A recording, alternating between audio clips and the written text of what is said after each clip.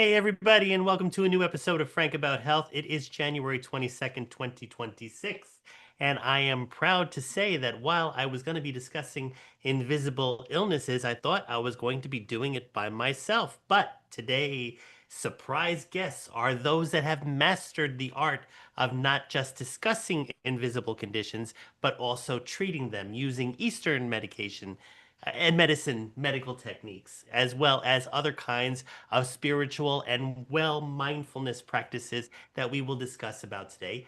And we will also shed light on what exactly are invisible illnesses and or conditions and make them more visible to the naked eye. That being said, my first guest is Jeff Pearson, who is the host of his own health television show on E360 TV known as Invisible Conditions. He also has a YouTube channel that features each episode. And returning to Frank About Health is Dr. Tom Ingenio after last December when he was helping me during a time when I was transitioned out of my home.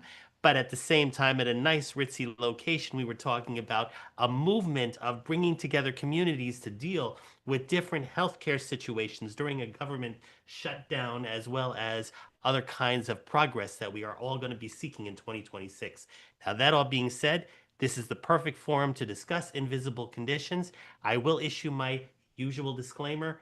These are not the views of talkradio.nyc or of Frank About Health, but they are very important food for thought for you if you are suffering from an invisible condition, which could be epilepsy, autism, hydrocephalus, which you'll learn more about in today's episode, as well as any other kind of myriad of conditions that are neurologically in foundation but not visible to the naked eye. And that is what we want to do on today's episode, bring those conditions to awareness and show how we can collectively understand them as we see them in the future. So, welcome both to Jeff and to Tom. Jeff, as soon as you unmute, I would like you just to introduce yourself and go right into what your invisible condition is, because the only way to be frank about health is by saying it like it is. Nice. Appreciate it, Frank. Thank you for being here. Great to see you again, Tom. This is awesome. I didn't expect this either. I thought it was just going to be the two of us, and then here comes Tom. This is great. Yes. So thanks for having me. My name is Jeff Pearson. I live in Colorado Springs, Colorado, and I was born with a condition that is ridiculously common, but very much invisible, called hydrocephalus, which loosely translated, a lot of people know it by water on the brain. Basically, what happened to me is at 2 weeks old, well, I was born with the condition, and then at 2 weeks old, they detected it through a CT scan. They did all those measurements they do when a baby's born. How long is the baby? How much does the baby weigh? And then they do a measurement right here around the cranium, around the top of the head. Yes. And that measurement didn't quite match up with the one they did at birth. It was a little bit outside the norm. They said, Mom and Dad, let's get a CAT scan. It's probably nothing, but let's get a CAT scan just to be safe. Turns out it was something, and it was one of the ventricles in the brain. That those ventricles really are just to drain that fluid that the brain is always producing, and Right. one of those was not working right. It was blocked, and so that told the doctors that I had hydrocephalus, and the solution in 1977 when I was born is very close to the solution now, and that's brain surgery. And Wow. so that was my introduction to the world at 2 weeks old, was emergency brain surgery. So at 2 weeks old, I went under the knife, and they drilled a hole through my skull and threaded a little tube in there to access that fluid in my brain that wasn't draining, and attached a shunt to it, which is behind my right ear, under the skin, and then a tube to that kind of drains that fluid somewhere else in the body to reabsorb. It's kind of like an artificial drainage system. And that is a Right. very common treatment for people with hydrocephalus. That is probably the most common thing they do to treat it, which is pretty invasive, but it's effective. Apparently, they've been using it for a long time. Right. So, Right.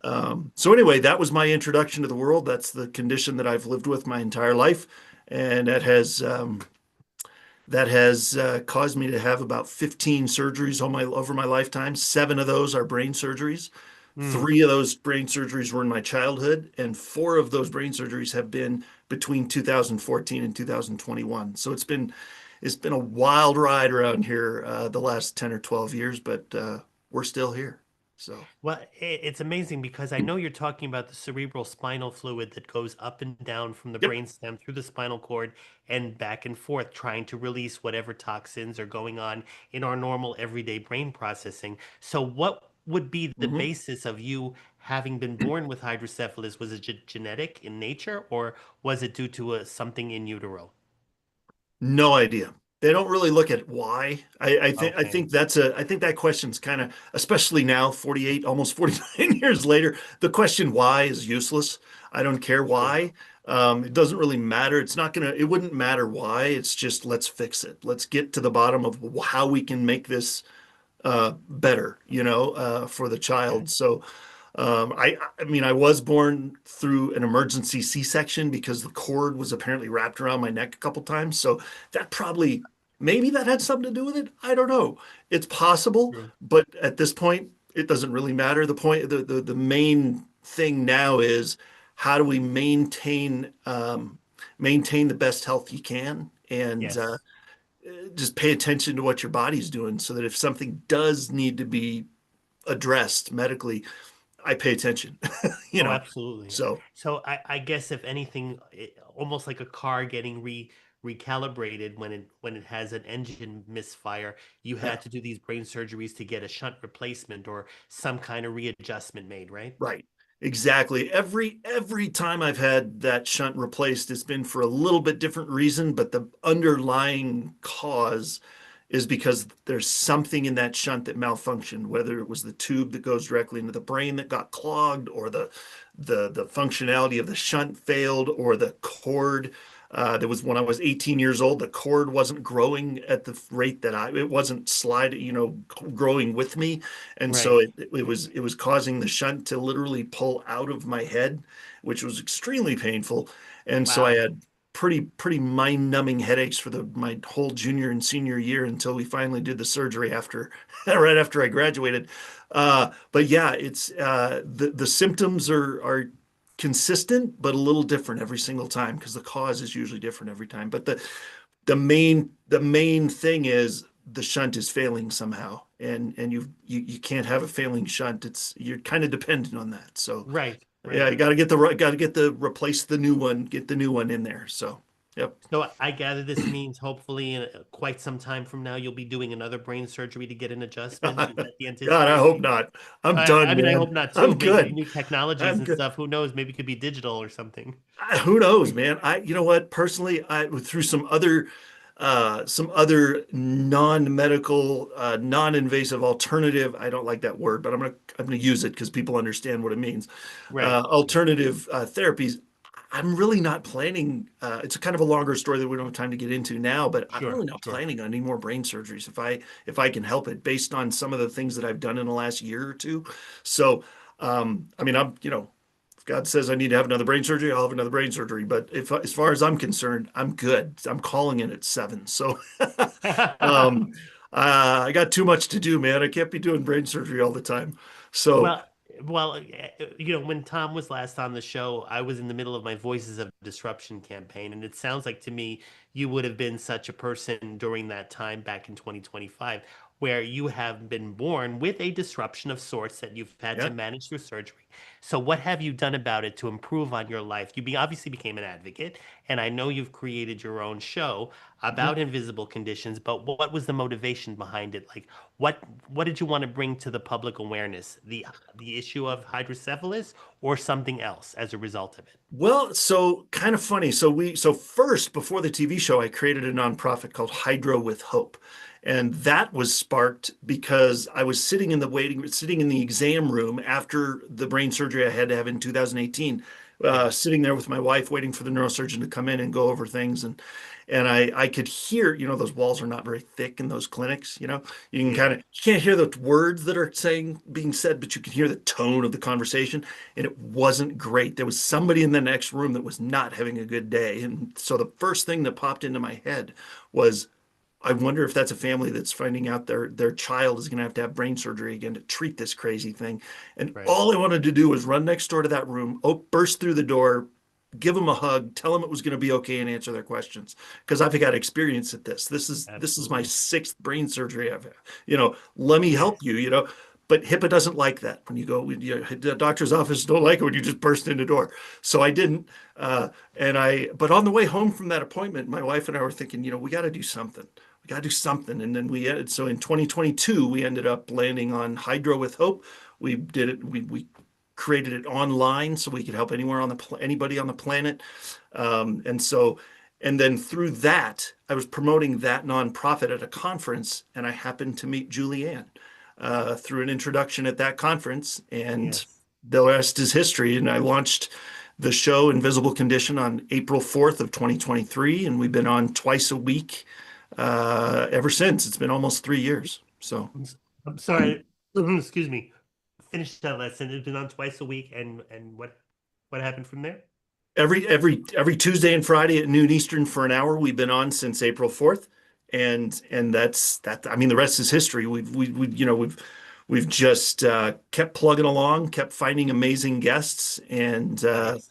and you're next, Frank. You got to be on the show next. We talked about it. I know we're talking about it. We got to I get you know, on I there know. too. I So guess we're when we get to my invisible condition, definitely, yeah, we're I in. definitely I'm would in. like Let's to do it. get into that. That would be Yeah. awesome. But the thing that I am interested in though is that I guess even with any of the invisible conditions that I was discussing at the beginning of the show, Mhm. the one thing that continues to pervade all of us is stigma and social repercussions because people only perceive what they see.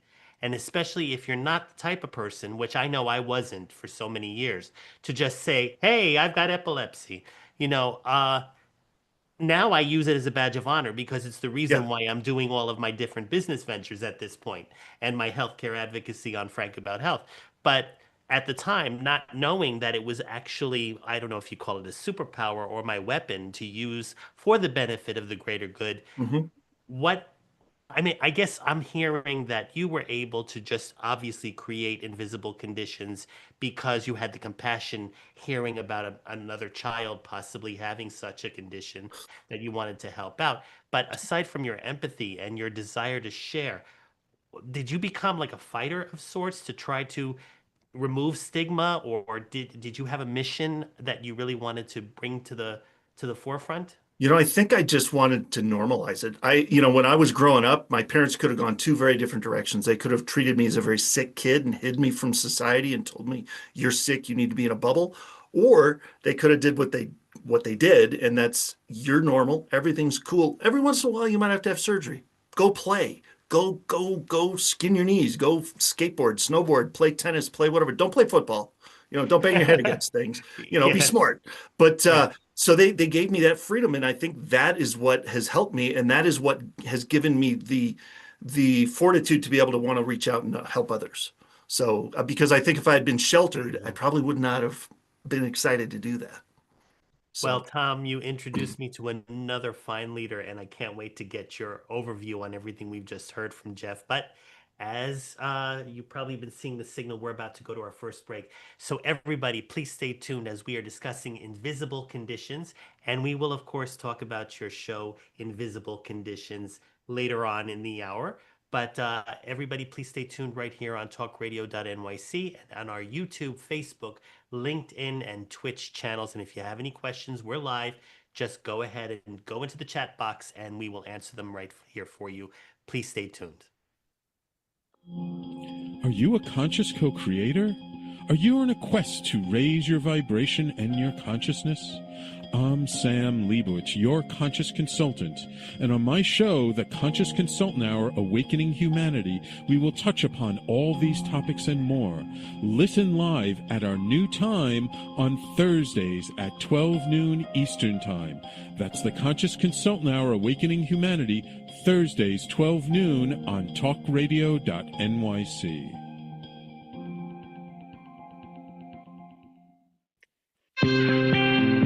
You're listening to Talk Radio NYC. Uplift, educate, empower.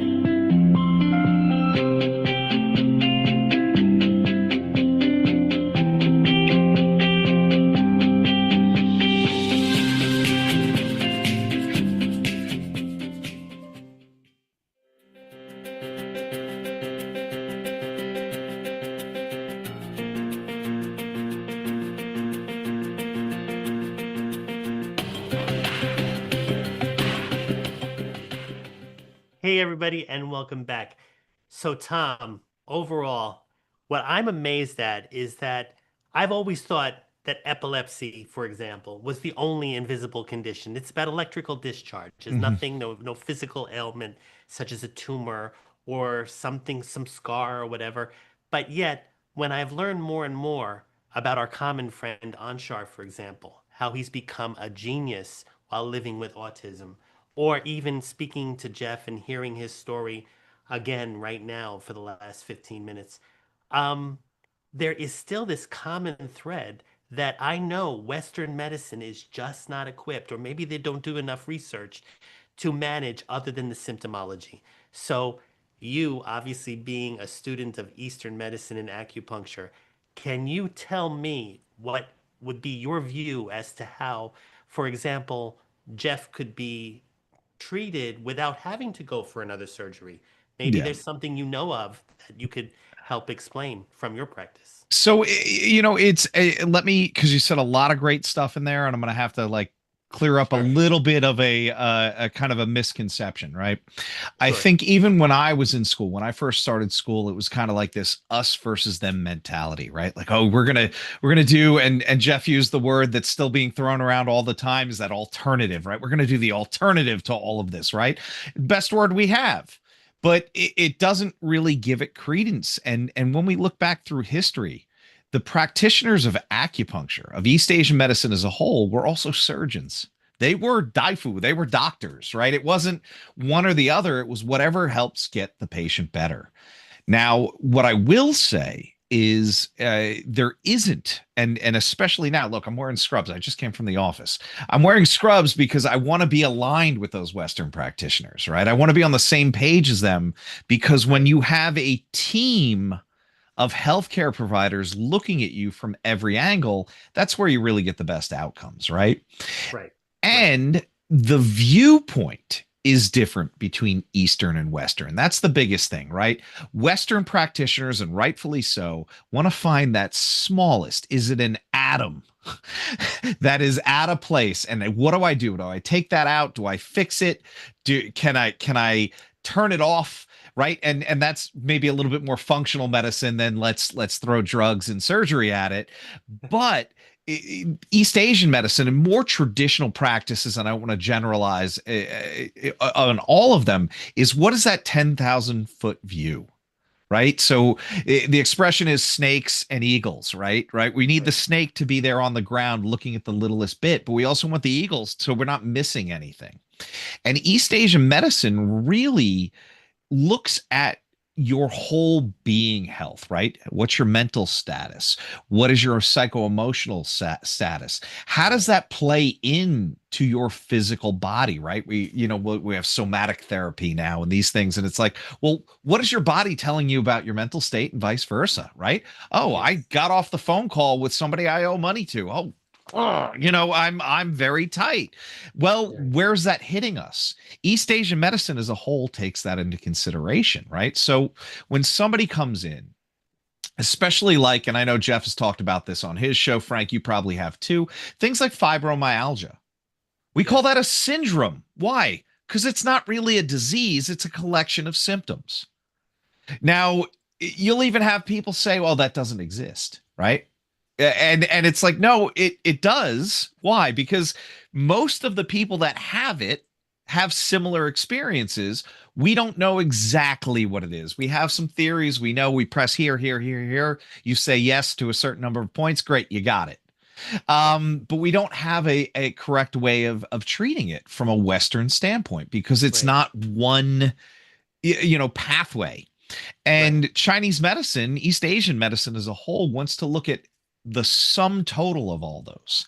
And rather than pigeonhole you into a this is your diagnosis, here's these tendencies, here's these patterns that we see, and here's how we counteract that, right? How do we balance that out? So we're not curing something, we're not trying to fix a problem. We're trying to balance out the system, which Yes. is where we tend to have our biggest successes. When we really try and fix something, yeah, I might be able to get you out of some pain. I might be able to do this, but no, what I'm trying to do is stimulate your body to work better, right? So for things like Jeff, right? I'm not the one you want putting that stint in.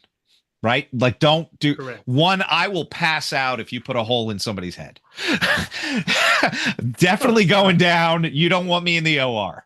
Correct. But what can I do to increase circulation to the head and the brainstem? What can I do to reduce inflammation?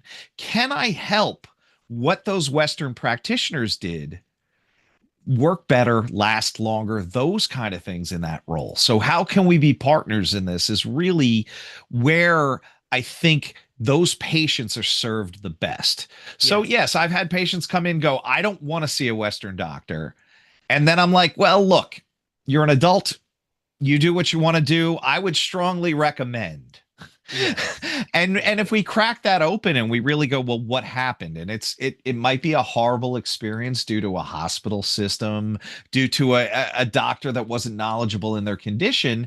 And maybe I can sneak in a little, like, how about you see one of my friends? And it's not like, I'm trying to get them to jump back on that horse just for the sake of that. But like, maybe I know somebody that can look at this a little bit more openly than just, this is the part that's wrong, and here's how we take that out or tweak it. That was a long ramble there, Frank. No, but I learned a lot from you, because here I am getting answers to my questions, such as, okay, you've got, in Jeff's case, he has a shunt, like I think you said, next to your right ear, the back of your right, or okay, so that's your right ear. And I can only imagine that the cerebral spinal fluid is going through it and filtering through it and not leaking into the brain matter and other kinds of things. So I know that when I have done acupuncture in the past to slow down my brain waves, I would think maybe there's a slower pathway for the cerebral spinal fluid to travel through acupuncture points. I mean, I don't know, I'm just guessing. And I thought maybe it would reduce the need to have ongoing surgeries, because the efficacy of the existing shunt could be prolonged, right? I mean, well, yeah, that's the core of it. How do we stimulate proper function is really at the core of what we're trying to do. Is my mentor one time described the needles as little arrows, right? And not like something you shoot out of a bow. Right. But this, like, hey, we need some attention along this pathway. We need some attention in this area. Hey, this point relates to, let's say, the back of the brain. Well, that might be on the ankle, but I know when I put that needle in, I'm having an effect at the other end of the system, right? And this is how we're getting those signals to fire. This is how we're telling the body, hey, you need some more attention here. Absolutely. And so have you by default treated people with hydrocephalus or any kind of instruments in their brain that have yeah so not so much hydrocephalus, and I think it may be something where this is like my failure to educate, right, how it could be good. But we see Chiari malformations, and that is something very weird, because it's related. It's not the same. Okay. But basically, you got this foramen magnum, this big asshole. Oh, sorry. This big hole in the base of your skull that your brain, its stem comes through. Well, sometimes your brain's too big. You don't have enough room. And it puts pressure on the back of the brain, and you get all these weird signs and symptoms. Now, the intervention is surgical. Make that hole bigger, take a chunk of bone out so we have some room. Yeah. But the recovery is where I've actually been able to help a few patients, right? It's not that we're remapping their nerves. It's not that we're like restoring so much. It's just, can I get inflammation out of that area? Right. Like, that's a big area we don't want inflamed. We don't want inflammation excessively anywhere, but core body functions in that brain, we don't want them to go away. So I've been able to help a lot with that. And a lot of those people, even post-surgery, even though the risk of death goes down, migraines, headaches, neurological symptoms. That's the occipital lobe, vision Yes. problems. So we're working with a lot of that. And that seems to be a little bit more common. And even that is not uh, on the tips of the tongues of people who are recovering from those conditions, you know? Interesting. And, the way I look at it, even from hearing Jeff's story and of course your description, Tom, is that the whole secret, which I perceive that Western medicine is not looking into Mhm. as clearly as they should, probably because it's not as profitable, is that the human system is a system, and if it's looked at from a procedural, holistic view, you can have better quality care, probably more affordable by virtue Mhm. of it, Mhm. and as such, even a higher quality of life and more longevity compared to the way that things are already in place. I think it's what makes the condition invisible even more so. It's almost forced to stay invisible. That's what Mhm. I'm perceiving. Please tell me if I'm wrong, because I don't want to issue anything without high Well, quality. yeah, God, I would love to hear Jeff's opinion on that, but I do think we have a society that's like, can I mask the symptoms? Right? If I can't fix it, right, this drug will at least take that away. And in some cases, that is literally putting electrical tape over the check engine light in your car, right? You'll be fine until you're not. Exactly. You know, and it's not a bad thing because we don't want people suffering, right? If you're No. in a lot of pain and you need the painkiller to get by every day, I'm not shaming you for that. The problem is when that is the only option and we don't have a long-term treatment plan to kind of get you back to how do I feel without this? How do I go on day to day without having to drug myself up where I'm barely functional? And I'm Right. not saying that's a hey, we're doing it right, they're doing it wrong kind of thing, because that's not an answerable, that is an N of one. That's a specific person and their decision, and talking with their healthcare team and how do you solve that is not a cookie cutter model. No, it isn't. Wow, this is a perfect segue into our third section, which will cover all of the different things that I've been dealing with. But also, Jeff, I think that there is definitely a lot more to uncover and unpack. I want to hear more about your show, Invisible Conditions, because I think you have been unpacking them with your guests.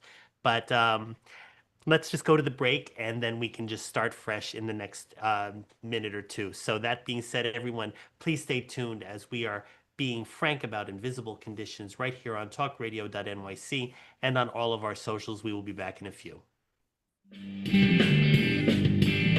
Hey everybody, it's Tommy D, the nonprofit sector connector, coming at you from my attic. Each week here on talkradio.nyc, I host a program, Philanthropy in Focus. Nonprofits impact us each and every day, and it's my focus to help them amplify their message and tell their story. Listen each week at 10 a.m. Eastern Standard Time until 11 a.m. Eastern Standard Time right here on talkradio.nyc.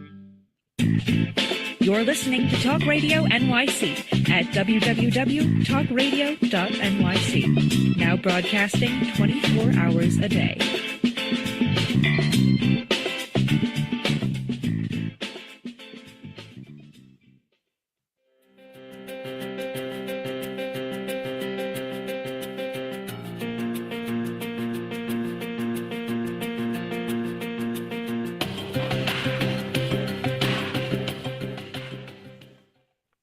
All right, everybody, welcome back. Now, I guess I've already told both of you my story, but everyone who knows that I've been on talkradio.nyc for almost 5 years as of May 2026, that was actually, I would call Frank About Health 2.0. I originally started with the network in 2016, almost 10 years ago. Um, and it was all dedicated to epilepsy. The name of the show was going to be called Frank About Epilepsy. Why? Because for me, living with epilepsy was a constant struggle. Thanks, Tom. I appreciate that. But the truth is I was literally being stigmatized. I was either known as lazy, stupid, a drug addict, absent-minded, every name in the book. People were trying to get at me because they couldn't perceive why I would all of a sudden have a convulsion on the floor in front of them, or why I would be staring at them and I wouldn't even know how to process a word. I would be twitching and making reactions that came out of nowhere, or I would switch in mid-sentence what I was talking about because a misfiring was occurring on my left temporal lobe. So what I was living with was not only trying to find the treatment to stop the seizures, but I was living with the constant attacks, ridicule, isolation, and other kinds of things. And that to me was more emotionally um, upsetting or more painful than the condition itself.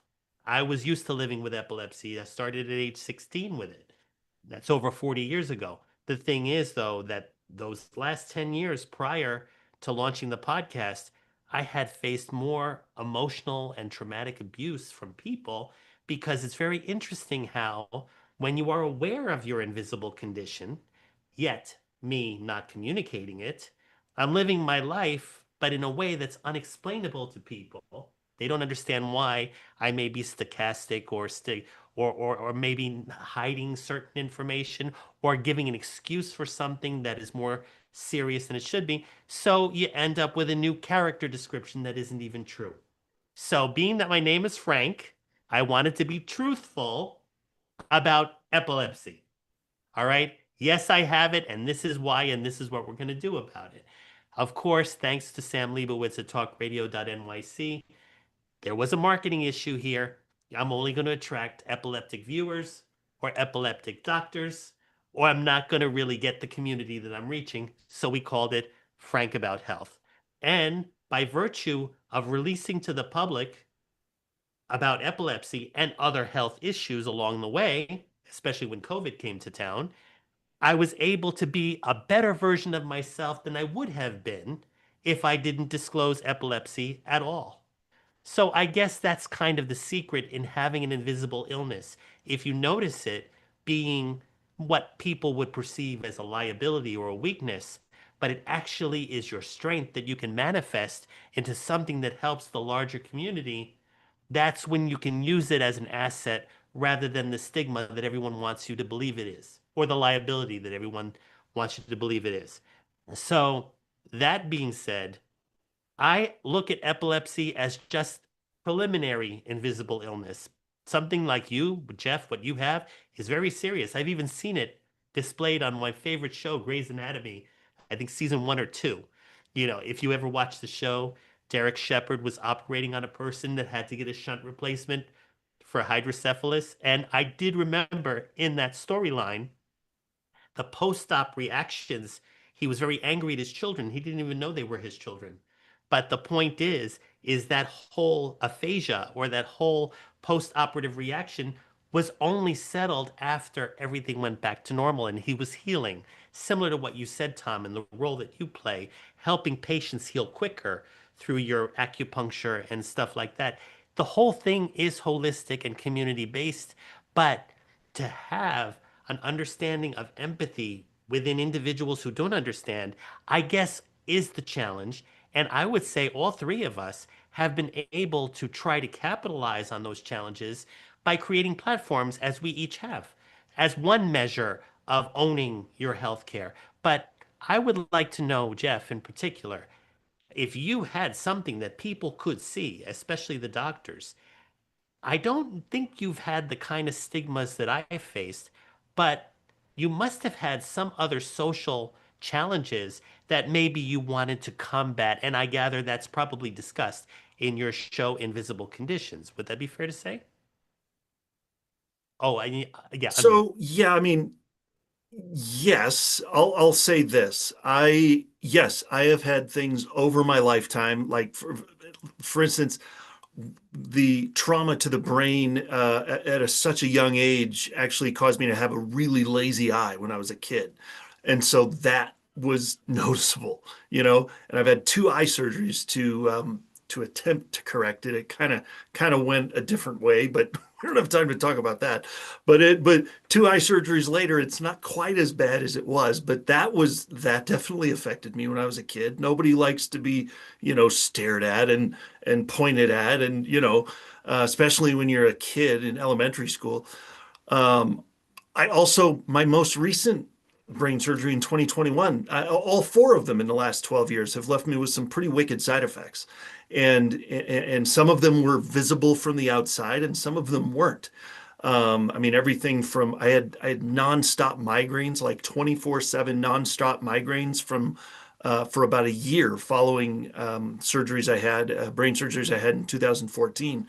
And then I had large motor tics that looked like the entire right side of my body was just shaking all the time after the 2021 surgery. And thankfully, and this is something I wanted to address because of something you said, Tom, you're talking about the different worlds, right? The medical world and the alternative world that people call it alternative world. I wouldn't be here if it weren't for both. Mhm. Like you can't cranial sacral your way out of brain surgery for hydrocephalus. You know what I'm saying? Like you Correct. have to go to the you have to have a neurosurgeon and an anesthesiologist and the whole team and an abdominal surgeon and you can't just, acupuncture your way out of that. Sometimes you have to have surgery. That being said, in 2014, I had nonstop migraines for a year after that surgery, like 24/7. What got rid of them? A chiropractic neurologist and neurofeedback. Mhm. Those two things. Neurofeedback, after a month of that, gone. Migraines were gone. Awesome. I've never had another one like it. Same thing with the most recent one in 2021. I had that large motor tics all the way down my right side of my body. The filter in the brain that blocks out background noise, gone. It was a mess. Pressure point therapy on the vagus nerve. Mm. Somebody just went down all up and down my body and just took it serious on that vagus nerve, and it hurt, but those tics are gone and the filter is back. So it's surgery has kept me alive. Yeah. Western medicine has kept me alive. The alternative world that people talk about is what gave me my life back. Like that is what has helped me to integrate back into society and be able to function again. I mean, if I had listened in 2014, I'd probably still be on the couch with migraines, taking a pretty heavy dose of pain meds. But I wanted to explore and see if we could make it better.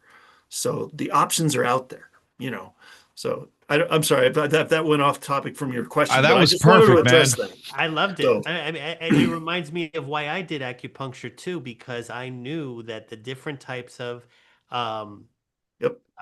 meridians or whatever Yeah. they call them all over the wrists and the Mhm. ankles and even in the middle of the forehead, I would come out of there with more energy, and I felt a slowness or rhythm in my whole brain processes. Yeah. So it was doing its part. And by the way, Tom, that guy you referred me to, I haven't heard back from him, but it's been bad weather and stuff. So I think he's actually in Santa Fe this weekend teaching a seminar. So No bad weather there. in the spring. just so Whatever. you know. No, but Hey, I'm sure he's not Lucky. snubbing you. no. I know that. It was a little digression. Forgive me. I didn't mean that because I You're really fine. wanted to get back to Jeff and your show, Invisible Conditions. Can you explain about how your show helps you communicate about your condition with your guests, or maybe they talk about other invisible conditions that we haven't covered?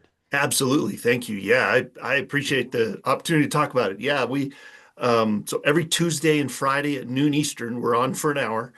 And the idea behind the show was that first of all, we knew we couldn't call it the hydrocephalus hour, similar to you not being able to call it the epilepsy hour. Like we knew that probably people wouldn't tune in after very long, So we Right. decided to open it up and kind of generalize it a little bit. And there are so many invisible conditions out there. We knew we wouldn't have a shortage.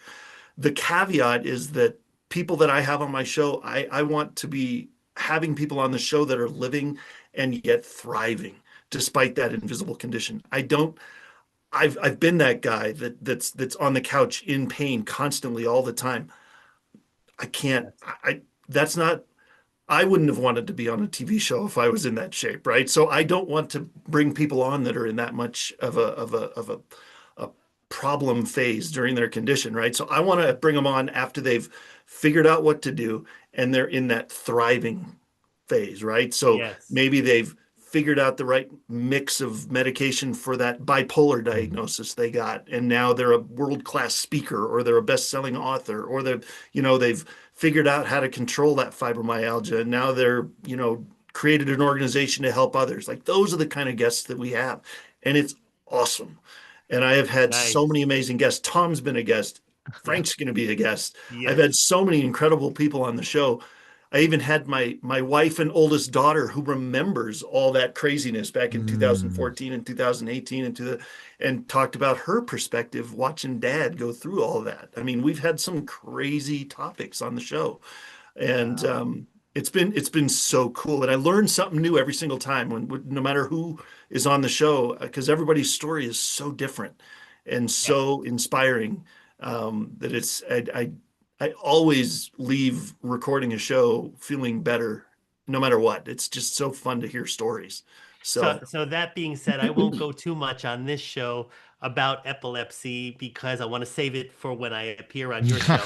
But at the same yeah, time, there you go. one fundamental reality that I could say about epilepsy, which probably mirrors even your condition, hydrocephalus, is that we are living with symptom management throughout our whole lives.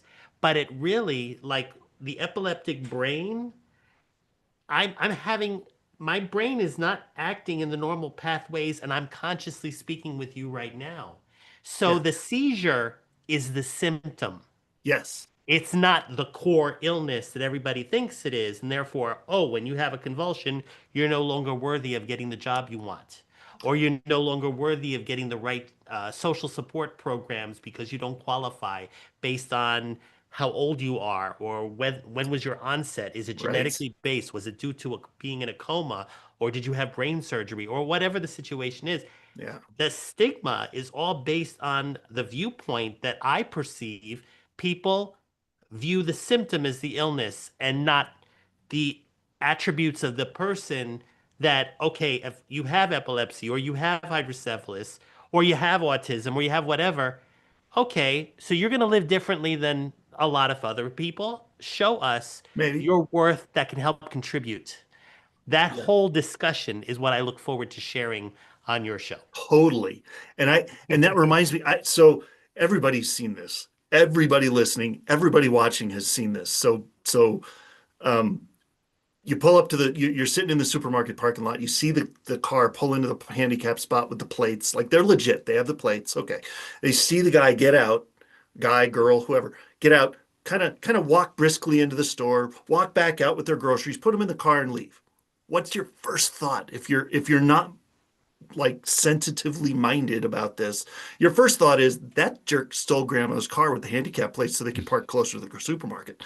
But what you don't realize is maybe that person has fibromyalgia, maybe they have chronic fatigue syndrome, and they had to take a 2 hour nap and take an extra dose of meds to get the energy to do that errand. And then they're going to go home and crash for the rest of the day. That's the only outing they could have the strength for. That's the kind of Absolutely. awareness that people don't have. So that's the kind of thing we like to bring light to on Invisible Condition. So because people Nice. people everywhere are dealing with this, and they're being awesome in spite of it. Well, we're So about to take our final break, but I want to respond to Jesse, who is a DID system, by the way, 18 personalities. And wow. he or she, sorry, was on Frank About Health about 2 years ago talking about the system. And it's interesting. Now it's 22 personalities, according to what I just found out. And what makes it invisible is that the one host personality that we all see is the one we identify and relate to, Yep. but she has been able to have it under control in a way so that she can use the talents of each personality to present as an integrated individual. And that it's an invisible condition, but it's a perfect segue for the final segment of the show because the common thread in all of these conditions is the brain is the core of it all. Yep. And that being said, just please stay tuned for the next scene. This is talkradio.nyc, Frank About Health, and we'll be back in a few. On Frank About Health, we're not just talking healthcare. We're managing disruption and innovation. Over the last 4 years, I've taken you from epilepsy and COVID to mental health, caregiving, and now the front lines of healthcare transformation. Stay tuned for a healthier future as we bring on the innovators, professionals, storytellers, and advocates who show you how to own your healthcare every Thursday at 5 p.m. Eastern Time on talkradio.nyc. You're listening to Talk Radio NYC at www.talkradio.nyc. Now broadcasting 24 hours a day.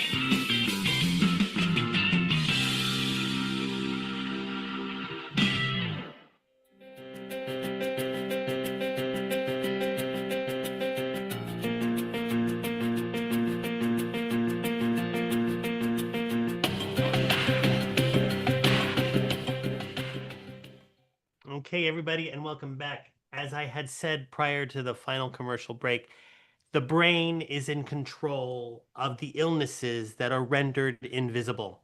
If you have autism spectrum disorder, if you have DID, if you have hydrocephalus, if you have epilepsy, if you have chronic fatigue syndrome, if you have anything else that we have already mentioned even but briefly, it is all stemming from the brain's reactions through inflammation, through surgeries, through genetic programming, through other kinds of mental and neurological changes that may have happened in utero. In fact, I just showed you a clip from a movie called Invisible on Amazon Prime by director Matthew Michael Ross, who features a kind of like an adventure mystery of an individual who is suffering from CRPS, which is a neurodegenerative disease.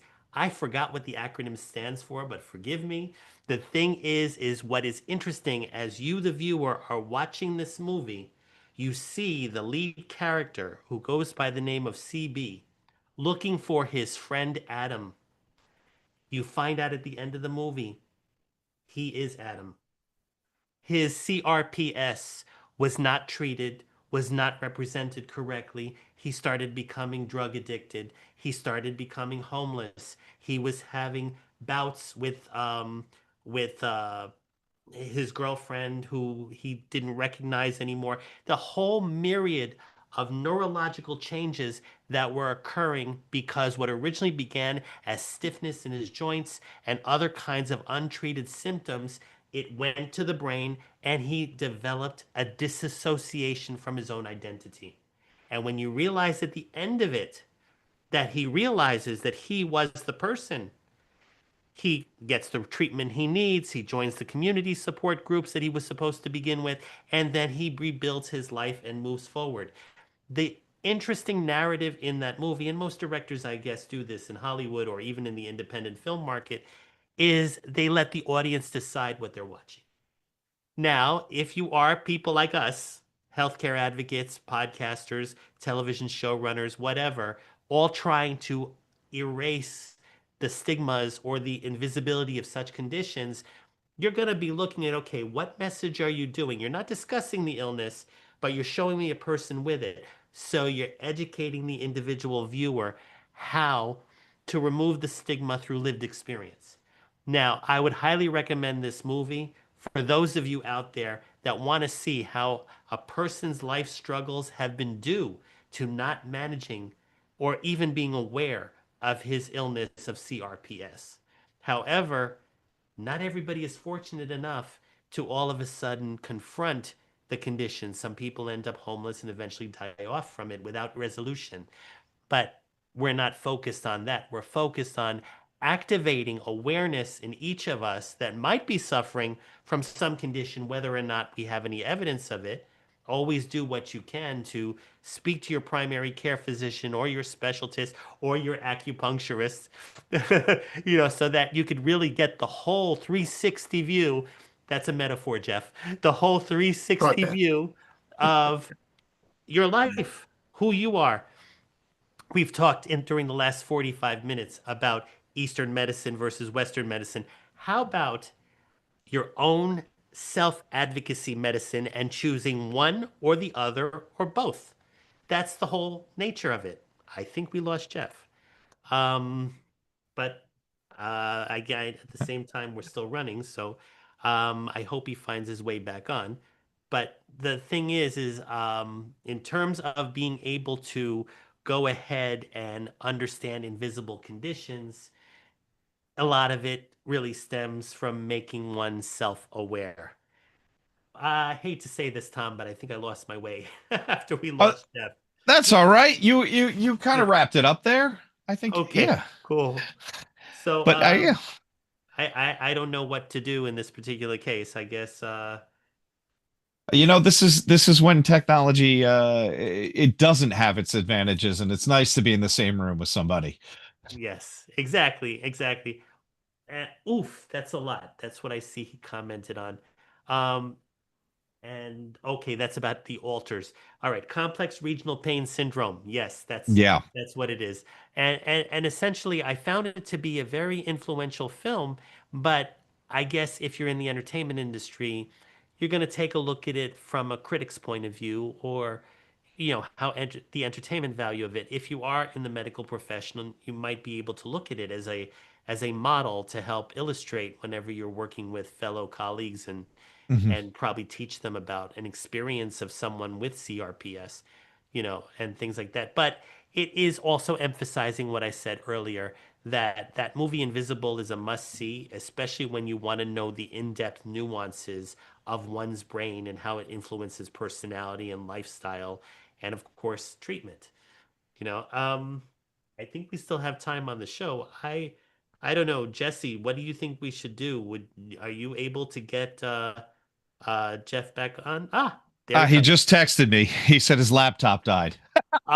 You had your battery fall out, Jeff? Is that what happened? Or oh, you have to unmute.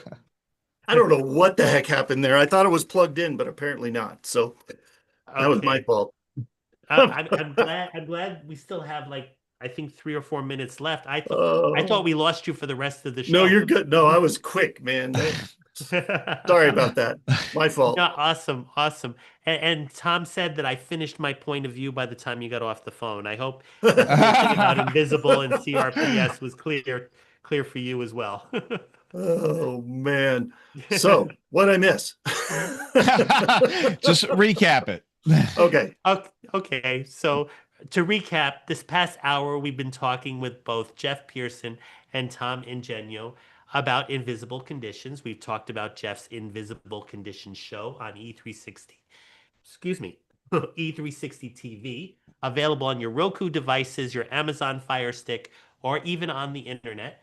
Simultaneously, we've talked about my experience with epilepsy, as most of my viewers already know, and how I've manifested it into this platform, Frank About Health.